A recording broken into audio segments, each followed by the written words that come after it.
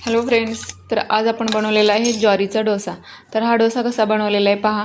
तर मी व्हिडिओ बनवणारच नव्हते, तरी पण मी छोटासा व्हिडिओ बनवलेला आहे। तर मी ज्वारीचं पीठ घेतले, जिरे, मीठ, त्यानंतर मिरची आणि कोथिंबीर आणि कांदा असं हे केलेलं। त्यानंतर ज्वारीचे पीठ पाण्यामध्ये भिजवून कांदा, त्यानंतर मिरची आणि जिरे, मिरे, त्यानंतर हळद वगैरे सर्व घालून छान असा हा डोसा पण तव्यावर घातलेला आहे। अगदी पातळ असं करायचं आहे।